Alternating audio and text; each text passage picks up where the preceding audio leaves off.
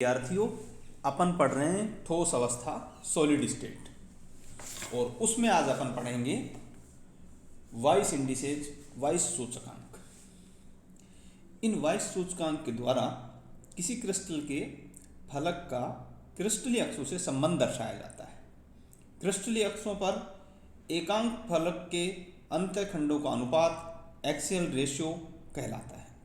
किसी क्रिस्टल के अक्षानुपात लिखने में ये परिपाटी है कि बी अक्ष पर अंतःखंड को एक मानकर अक्षानुपात निकाला जाता है। उदाहरण के लिए पोटेशियम सल्फेट क्रिस्टलों के लिए अक्षानुपात इस प्रकार होगा बेटा, A/B/C equal to 0.5727, ratio 1 ratio 0.7418। इसी प्रकार जिप्सम के क्रिस्टलों के लिए होगा बेटा A/B/C 0.6899, रेशियो 1 रेशियो 0.4124। किसी क्रिस्टल के एक एक त्रिभुजीय तल के प्रभावित होने पर जो अंतःखंड प्राप्त होते हैं उन्हें वाइस इंडिसेज कहते हैं, और इसका वर्णन एकांक फलक के अंतःखंडों के अनुपात के रूप में करते हैं। हम कह सकते हैं बच्चों कि किसी एक चुने हुए अंतःखंड को मानक या स्टैंडर्ड मानकर किसी अन्य अंतःखंड का वर्णन वाइस पैरामीटर के आधार पर कर सकते हैं। जैसा कि मैंने आपको चित्र में दिखाया है, अंतःखंड ABC के वाइस पैरामीटर A/B/C है।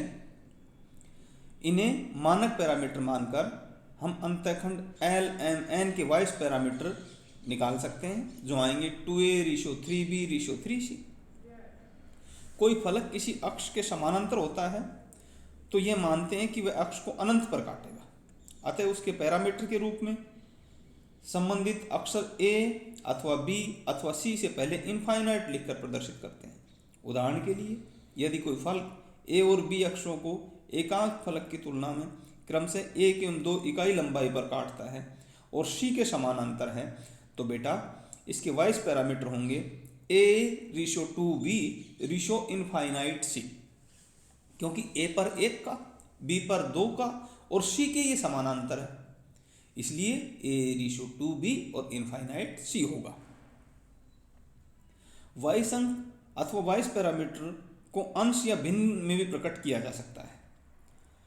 जैसा एक चित्र में है, half A ratio 3/2B ratio 3/2C। ABC को सदा इसी क्रम में लिखते हैं, अतः वाइस प्रतीकों को हम उनके कोफिशिएंट अंक को बड़े कोष्ठक में लिखकर भी प्रकट कर सकते हैं। इस प्रकार LMN के वाइस प्रतीक 233 होंगे। ये पढ़ा हमने बेटा वाइस सूचकांक। अब अपन पढ़ेंगे बेटा मिलर सूचकांक, मिलर इंडिसेज।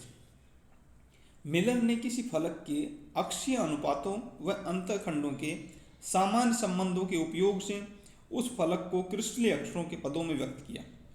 इसके अनुसार किसी फलक की व्याख्या 3 पूर्णांकों H, K व L द्वारा की जाती है।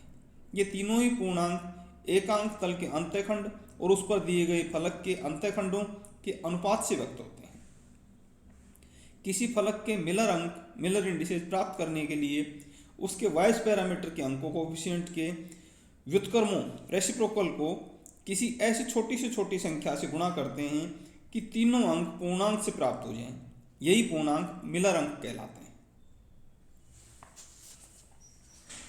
जैसे हम लें कोई फलक है LMN 2A/3B/3C।